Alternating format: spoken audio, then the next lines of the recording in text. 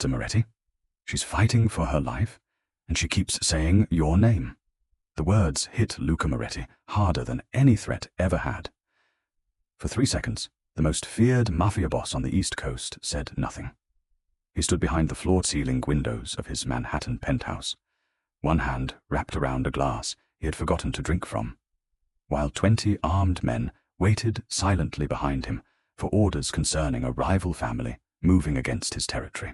Luca Moretti was 38, wealthy enough to buy buildings without asking the price, feared enough that men twice his age lowered their voices when he entered a room, and cold enough that even his closest allies had stopped asking whether he had a heart. But the hospital nurse on the phone had just spoken a name that made his fingers tighten around the glass. "Who is she?" Luca asked, his voice dangerously calm. There was hesitation on the line. "Her name is Grace Bennett. She was brought in 20 minutes ago, after collapsing outside our emergency entrance. She had no emergency contact listed, but she kept whispering, 'Luca. Luca Moretti. We found your number in her phone. So, Luca's face changed so slightly, no one else would have noticed, but his consigliere did. Grace Bennett, the curvy waitress from Bellini's cafe. The woman who had spilled coffee on Luca's $4,000 suit. 3 weeks earlier, stared straight into his eyes, while everyone else panicked and said, "I'm sorry, but if you're going to have me fired, at least let me finish serving the elderly couple at table 6 first. They've been waiting 20 minutes. No trembling apology, no flirting, no attempt to impress him. Just concern for 2 strangers. Luca had remembered her ever since. Grace was 31, plus size, soft-featured, and accustomed to people deciding who she was before she ever opened her mouth. Customers sometimes ignored her while calling thinner waitresses the pretty ones. Her manager gave her the worst sections because he claimed she did not have the look for expensive clientele. Her former fiancé had left 2 months before their wedding, telling her he wanted someone who would make him look successful. Grace had swallowed every humiliation, paid her overdue rent, cared for her widowed mother, and still slipped free slices of pie to lonely customers who could not afford dessert. Luca knew all of that because after their first meeting, he had quietly ordered someone to find out who she was. What he had never discovered was why Grace had his private number. "Prepare the cars," Luca said. His consigliere, Marco, frowned. "We have the Russo meeting in 40 minutes. If you miss it, they'll see weakness." Luca placed the untouched glass on the table. "Then let them see whatever they want." 10 minutes later, 3 black SUVs stopped outside St. Catherine's Hospital in a cold November rain. Luca entered through the emergency doors, wearing a charcoal overcoat, his security detail spreading behind him, and conversations seemed to lower automatically as people recognized him. A nurse hurried forward. "Mr. Moretti, where is Grace Bennett?" Before the nurse could answer, a man near the reception desk laughed under his breath. He wore a restaurant manager's badge. Luca recognized him from Bellini's. "Grace," the man said. "Figure she'd create drama just to get attention. Woman's always been desperate for somebody important to notice her." Luca slowly turned. The lobby became silent. He walked toward the manager until only a few feet remained between them. "What did you say?" The man's smile vanished. Luca did not raise his voice. He did not need to. "Name is Grace Bennett. You will use it with respect." Then Luca turned back toward the nurse, as if the man no longer existed. "Take me to her." The nurse swallowed nervously. "There's something else you need to know." Luca stopped. "What?" She lowered her voice. "Miss Bennett didn't collapse because she was sick, Mr. Moretti. Someone had been following her for almost 2 miles. Luca's expression hardened. "Who?" The nurse looked toward the closed trauma room doors. "We don't know, but before she lost consciousness, she gave us this." She placed a small, silver flash drive in Luca's palm. Written across it in Grace's handwriting were 5 words that turned his blood cold. "The traitor is inside your house." Luca stared at the silver flash drive in his palm, then closed his fist around it. "Nobody touches this except me." His voice was quiet, but every man in the hospital lobby understood it as an order. Marco stepped closer. "We should get you somewhere secure before we open it." Luca's eyes shifted toward the trauma room doors. "Grace, first." The nurse led him down a fluorescent hallway, where the smell of antiseptic mixed with rain drifting in whenever the emergency entrance opened. Luca's men followed until he stopped outside room 218 and turned. "No one enters this floor without Marco's approval." "Even hospital staff?" one guard asked. Luca looked at him once, "Especially anyone we don't recognize." Inside the room, Grace Bennett looked nothing like the stubborn waitress who had once argued with him over an elderly couple's dinner. Her dark curls were damp against the pillow. A small bandage rested near her temple, and an IV ran into her arm. The hospital gown could not hide the softness of her full figure, but Luca barely noticed anything except how still she was. A bruise circled one wrist. Something cold moved behind his ribs. "What happened to her?" he asked. Dr. Harris, the attending physician, kept his tone professional. "She was exhausted, dehydrated, and had a head injury consistent with a fall. Her vitals are improving, but she needs observation. Whoever followed her frightened her badly enough that she ran nearly 2 miles." Luca's jaw tightened. Grace had run through cold November rain, injured and terrified, yet instead of calling police or family, she had carried evidence to him. "Can she hear me?" "Possibly. Keep it calm." The doctor left, and for the first time in years, Luca Moretti found himself alone in a room without knowing what to do. He could negotiate multi-million-dollar deals without blinking. He could silence a room of armed men with one sentence, but standing beside Grace's bed, he hesitated before touching her hand. Finally, he pulled the chair closer and sat. "Grace." Her eyelids moved. "It's Luca." Her fingers twitched beneath his. He leaned closer. "You're safe." Grace opened her eyes just enough to find his face. Confusion came first, then fear. "You came?" The words were barely audible. "You kept saying my name." A weak, embarrassed smile touched her mouth. "That's unfortunate."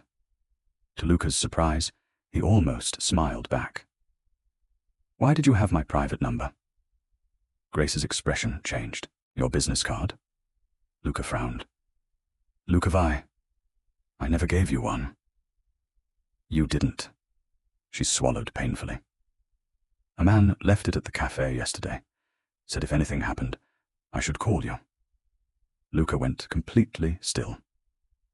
"What man?" Before she could answer, Grace squeezed his hand with unexpected urgency. "The drive. Did you get it?" "Yes." "Don't open it on your network." Luca's gaze sharpened. "Why?"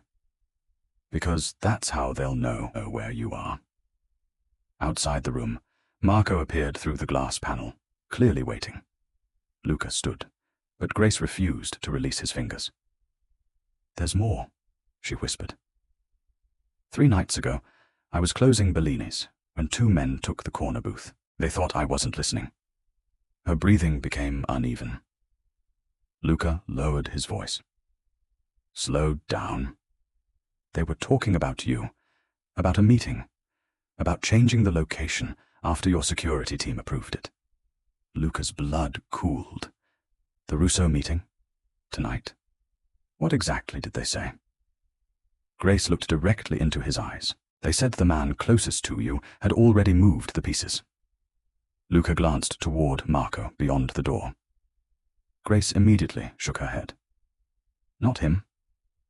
"I saw Marco's picture afterward. It wasn't him." Luca looked back at her. You risked your life to bring me this, because you overheard strangers? Her eyes filled, but her voice remained steady.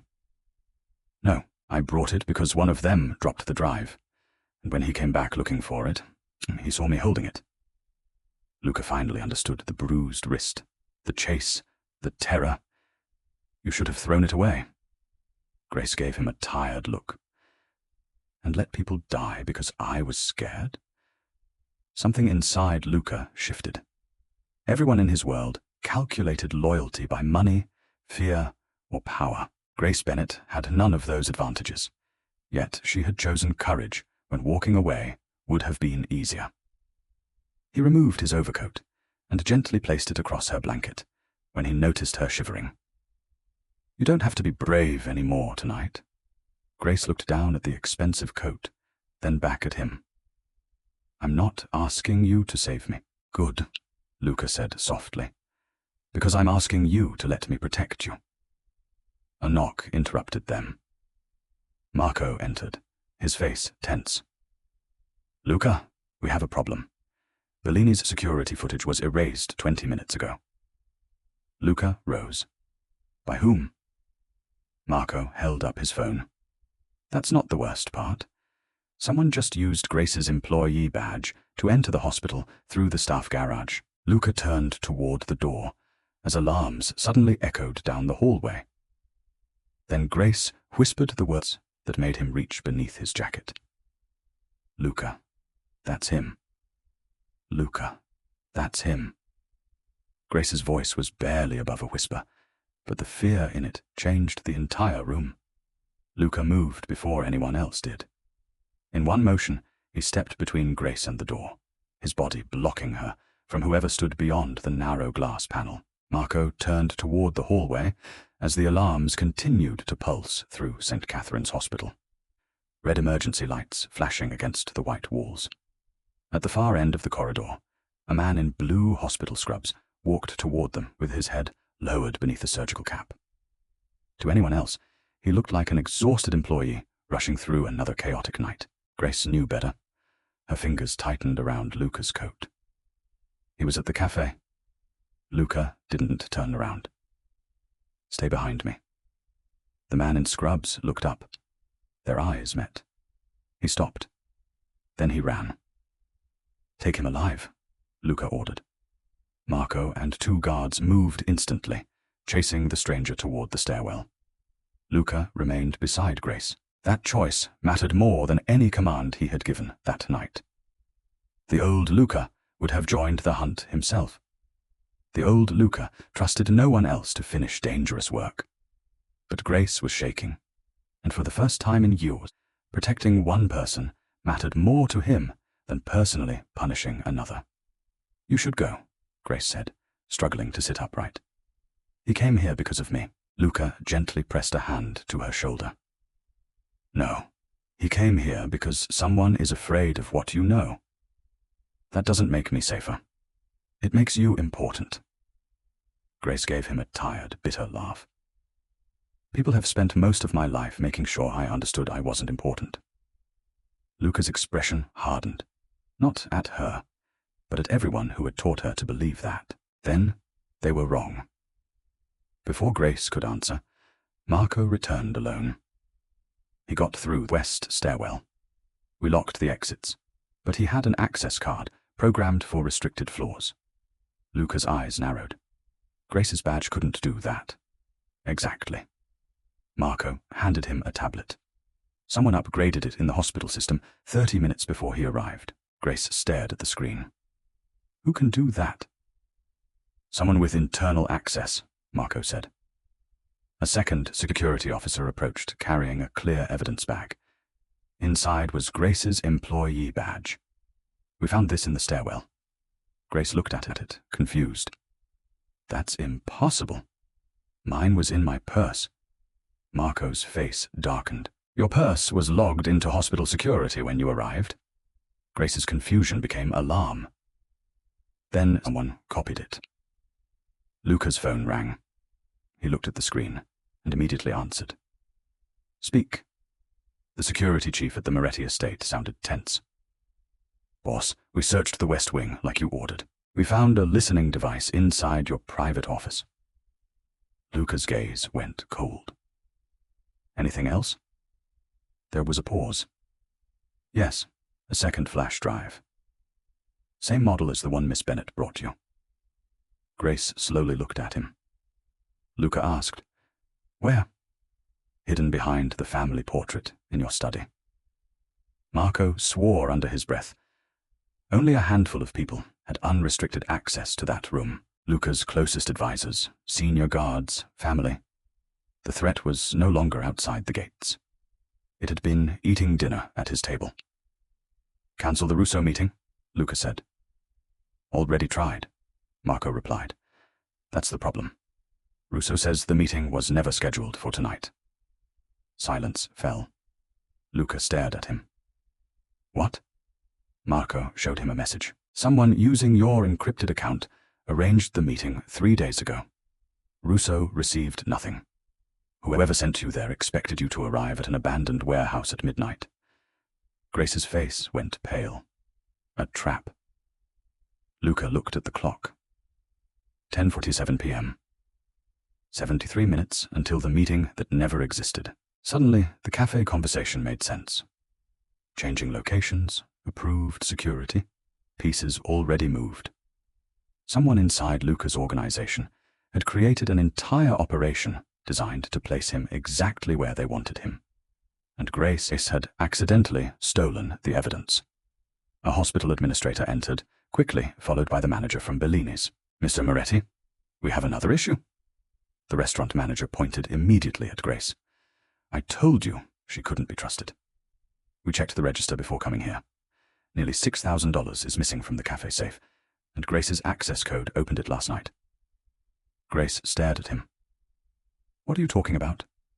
And he continued almost triumphantly, "The police found security footage of you meeting a man behind Bellini's 2 nights ago." Luca watched Grace instead of the manager.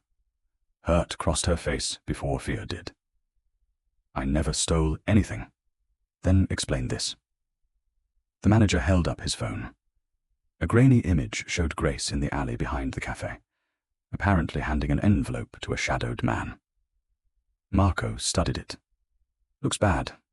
Grace turned toward Luca, and that wounded look hit him harder than accusation ever could. She expected him to doubt her. Everyone else always had. Luca stepped closer until the distance between them disappeared. "Look at me." Grace did. "I believe you." Her lips parted. The manager scoffed.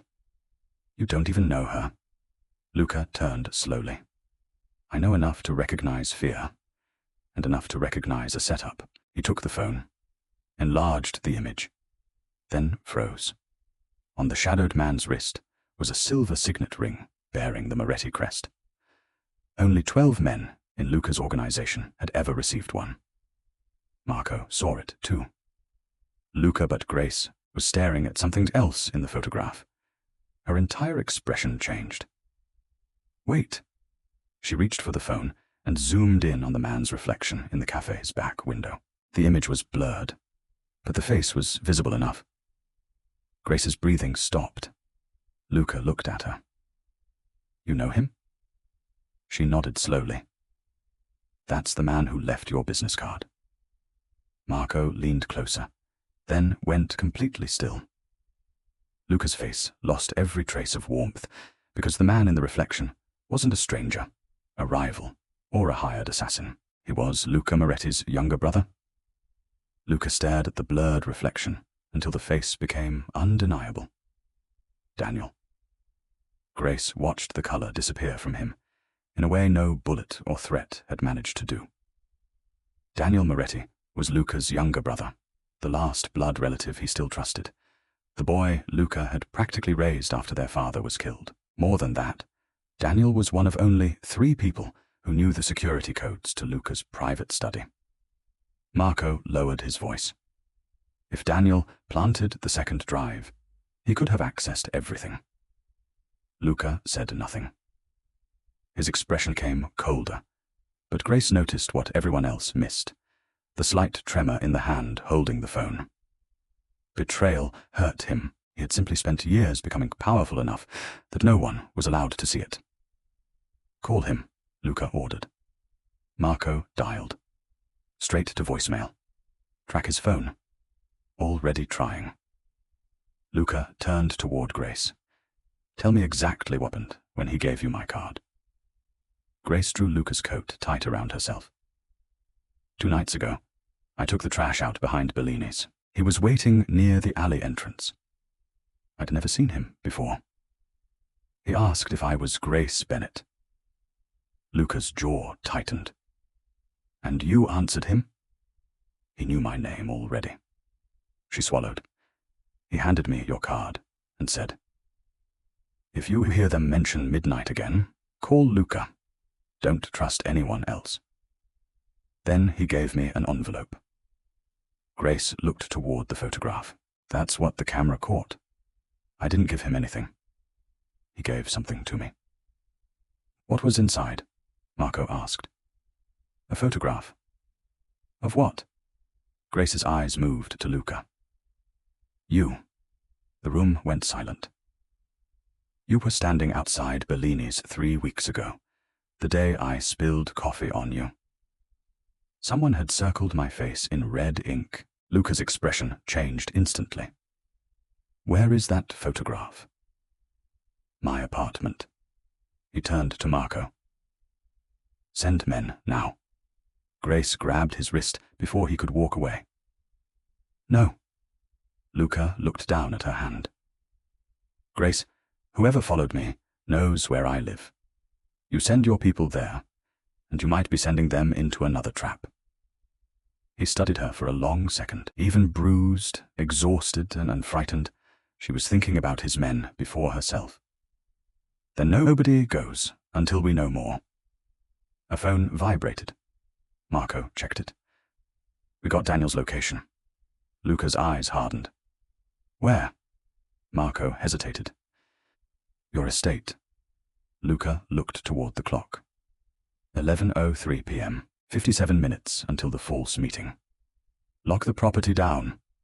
Marco began issuing orders, but Grace suddenly whispered, "Luca, wait." Her face had gone pale. "Daniel said something else. I thought it didn't matter." Luke stepped closer. "What?" "He said he'll think I betrayed him. That's the only way this works." Luca froze. Marco stopped speaking mid-command. Grace continued.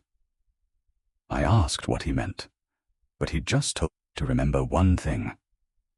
Sometimes the person who looks guilty is the person trying to keep you alive."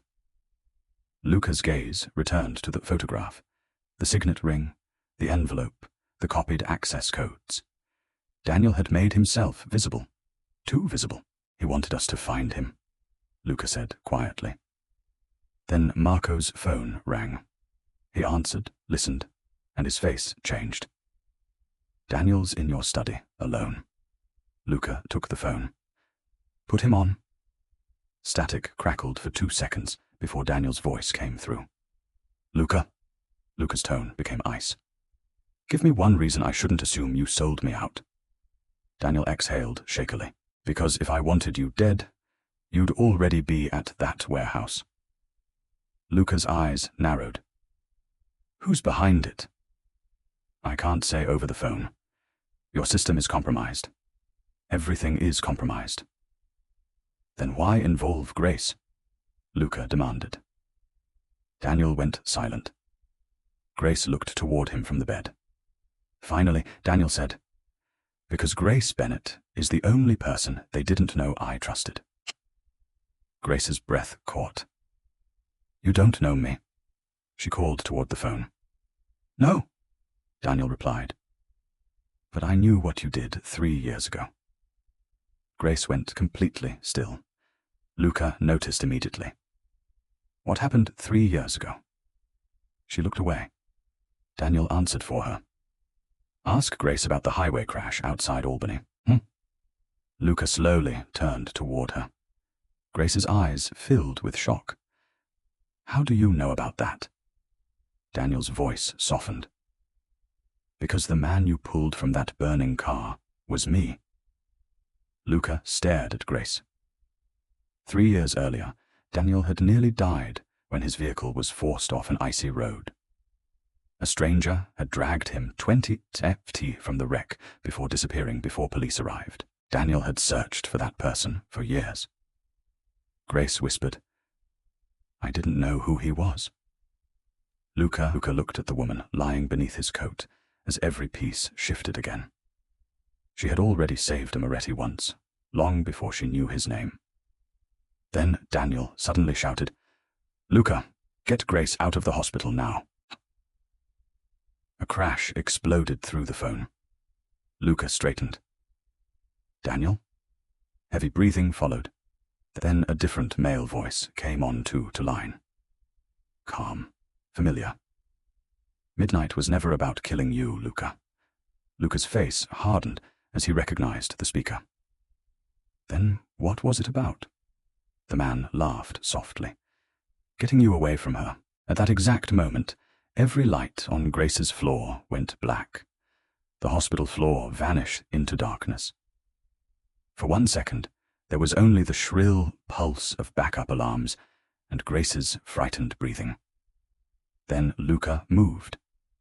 He pulled Grace from the bed, wrapped one arm around her shoulders, and guided her toward the wall as emergency lights flickered red across the corridor. "Stay with me."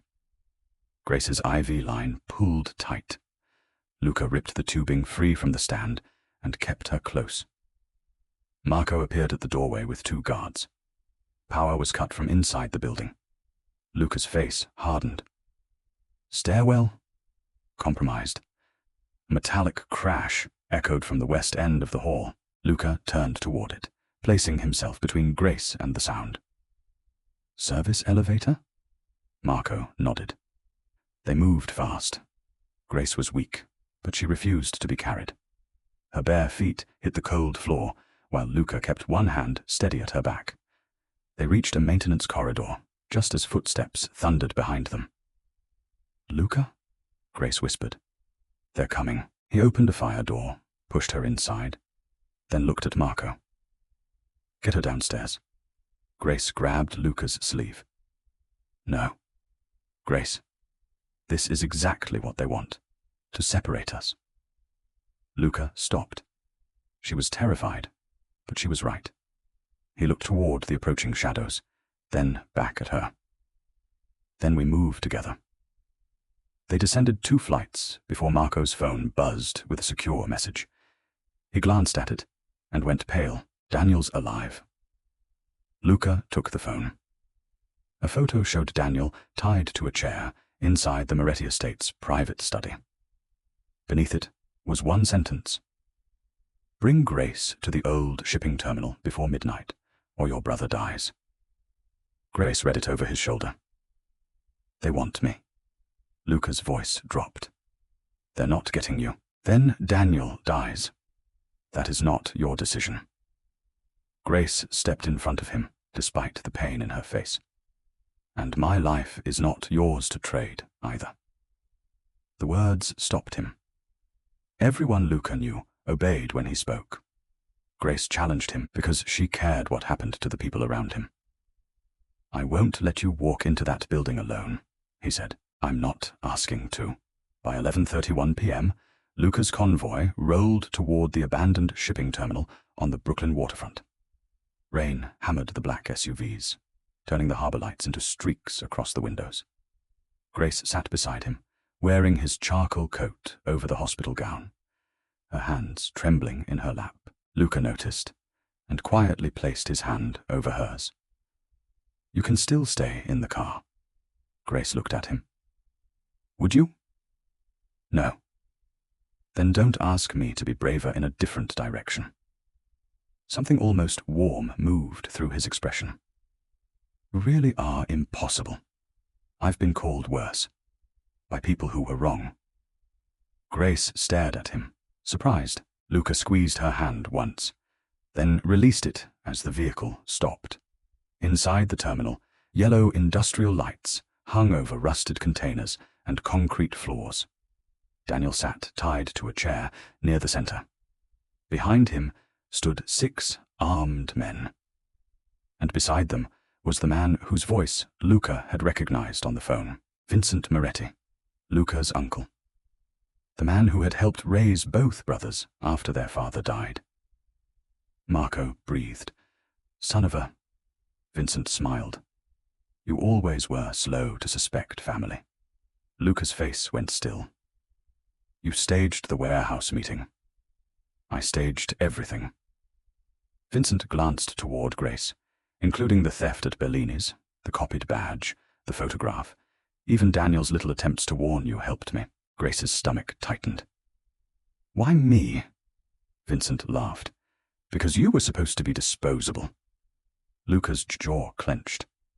Vincent continued. Daniel trusted you because you saved his life years ago. I discovered that when he started searching for you again. Then Luca noticed you. That made you useful. Grace looked at Daniel, who struggled against the ropes. The drive? Daniel called out. It contains Vincent's financial records, payments to Russo intermediaries, security bribes, everything. Vincent's smile disappeared.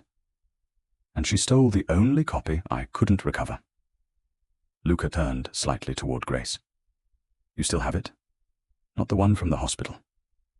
She reached beneath Luca's coat and removed a tiny memory card taped inside the lining. I copied it at Bellini's before they chased me. Marco stared at her. Luca almost did too. Grace swallowed. I told you I listen when people think I'm invisible. Vincent's face twisted. Give it to me. Grace stepped forward. Luca immediately moved with her. No, she said. You spent your whole life believing people like me don't matter. That's why you never noticed what I was capable of. Vincent raised his weapon. Luca stepped directly in front of Grace. Lower it. Move, Luca. No. Vincent laughed bitterly. You'd risk your empire for a waitress? Luca's answer came without hesitation. I'd burn every deal I have before I let you decide her value. Grace's eyes filled, but she didn't look away. Vincent's men shifted uneasily. Marco lifted his phone. Too late, anyway.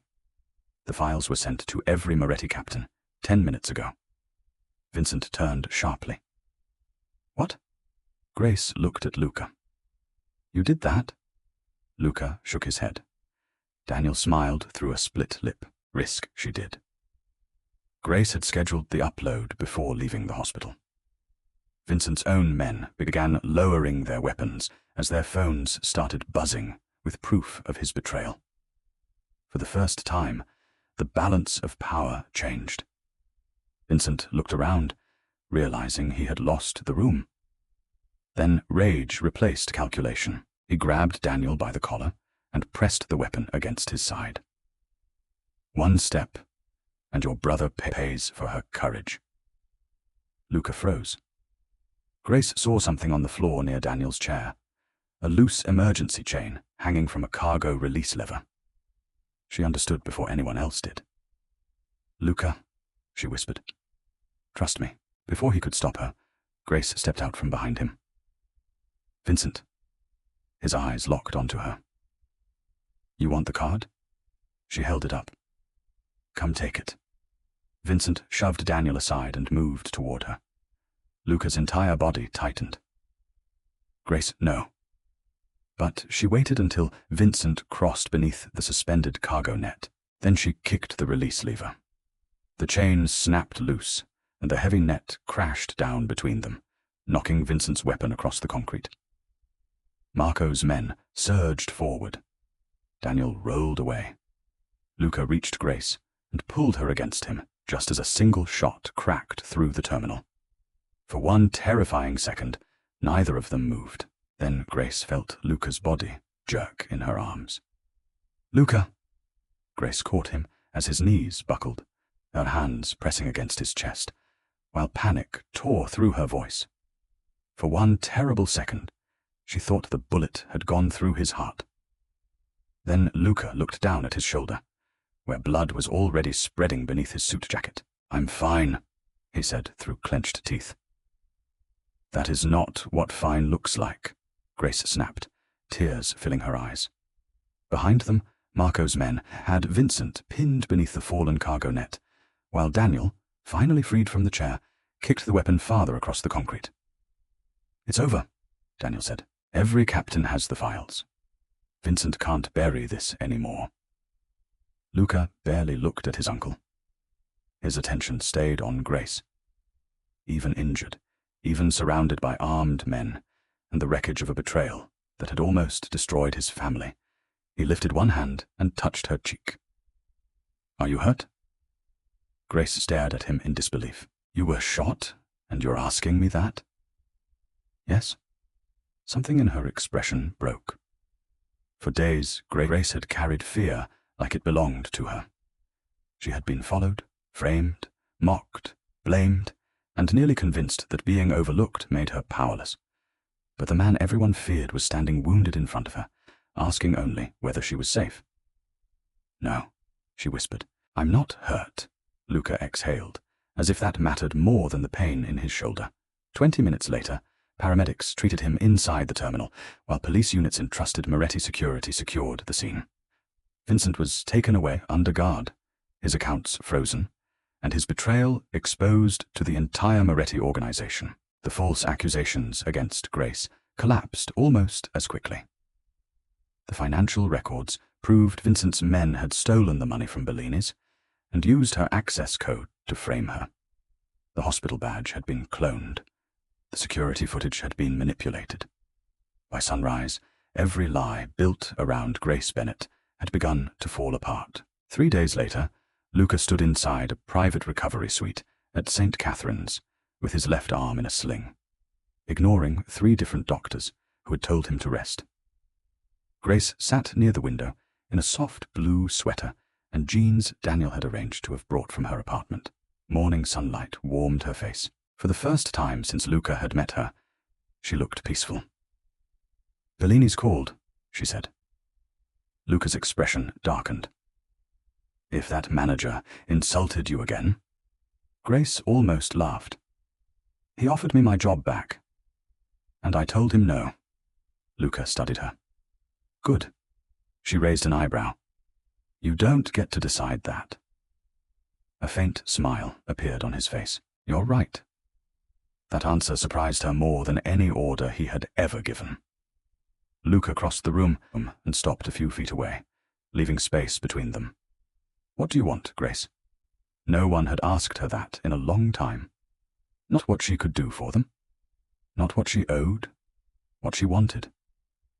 Grace looked toward the city beyond the glass. "I want to stop living like I should apologize for taking up space." Luca's eyes softened. "Then stop apologizing." She gave him a fragile smile. "You make that sound easy." "It won't be." He stepped closer. "But you won't do it alone." Grace looked down at herself, at the body that strangers had judged before hearing her speak, at the hands that had dragged Daniel from a burning car, protected evidence while being chased, and triggered the release that saved Luca's family. For once, she did not see someone who needed to become smaller. She saw someone who had survived. Luca reached for her hand, but stopped before touching it. "May I?" Grace nodded. He took her hand carefully and held it in both of his. "I spent years believing trust made men weak," he said. "Then you walked into my life and risked everything for people you barely knew." Grace looked at him. "You noticed me before any of this happened.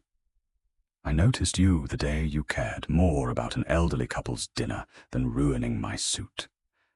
She laughed softly through sudden tears.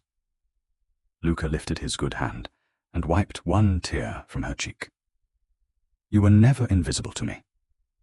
6 months later, Grace no longer worked at Bellini's. With Luca's support, but on her own terms, she opened a neighborhood cafe that hired women returning to work after difficult years, and served free Sunday breakfasts to families who needed them. Daniel visited so often that Grace threatened to start charging him rent. Marco pretended not to enjoy the pie, and Luca Moretti, still feared by enemies and obeyed by powerful men, developed one weakness everyone around him quietly understood: Whenever Grace entered the room, his voice softened.